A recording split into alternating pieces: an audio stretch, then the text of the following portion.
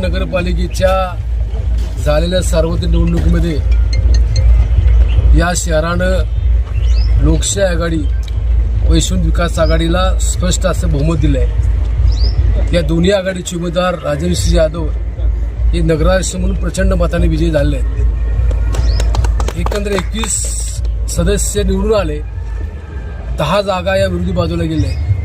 त्याची खंत सुद्धा आमच्या मनामध्ये आहे, कारण अनेक वर्ष आमच्यावर राहिलेले सहकारी यांना पराभवाला सामोरं जावं लागलं। मी आपणा सर्वांना एक खात्री विश्वास देतो की कैलास चव्हाण साहेबांच्या विचाराचं हे गाव त्या विचारांना पुढे नाही जबाबदारी आम्ही दोन्ही आघाडीच्या माध्यमातून निश्चित होईल। आदरणीय पी डी पाटील साहेबांनी जी विकासाचा पाया रचला त्याच्या माध्यमातून निश्चित भविष्यामध्ये या गावाचा अधिक विकास केला जाईल।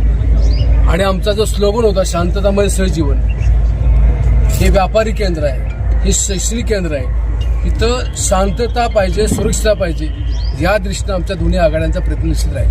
आज या ठिकाणी कराड नगरपालिकेची सार्वत्रिक निवडणुकीचा निकाल जाहीर झाला। सर्वप्रथम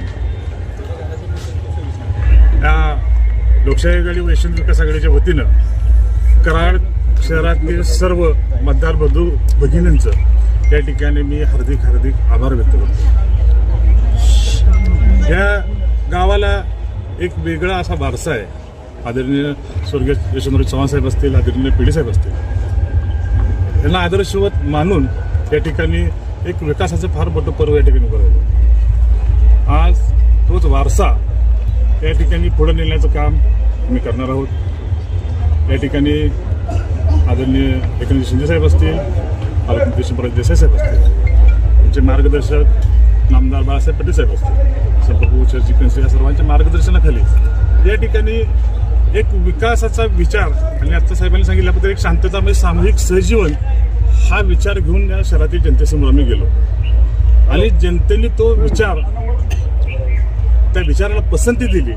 आणि मला वाटतं की ही निवडणूक जनतेनं हातात घेतली निवडणूक आणि हा जनतेनं त्या विचाराला पसंती देऊन ह्या गावाला नेमकं काय अपेक्षित आहे त्या पद्धतीने जनतेनं स्वतः उठाव करून ही निवडणूक घेतलेली आहे। निश्चितपणे या ठिकाणी जी संधी आम्हाला कराड शहरातील जनतेने दिली त्या संधी आणि तो विश्वासाला पात्र राहून या कराड शहराच्या विकासासाठी आम्ही कटिबद्ध राहू।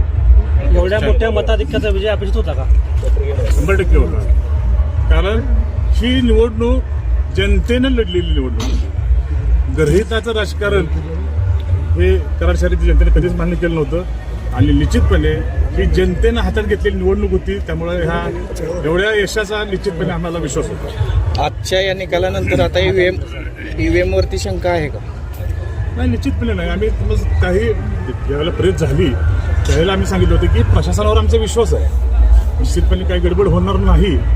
त्याला ज्या विश्वासानं त्या ठिकाणी की लोकशाहीचा एवढा उत्सव पार पडला, लोकशाहीच्या या उत्सवामध्ये मतदार बंधू भगिनींनी जो सहभाग नोंदवला त्या निश्चित हा विश्वासाचा एक भाग आहे।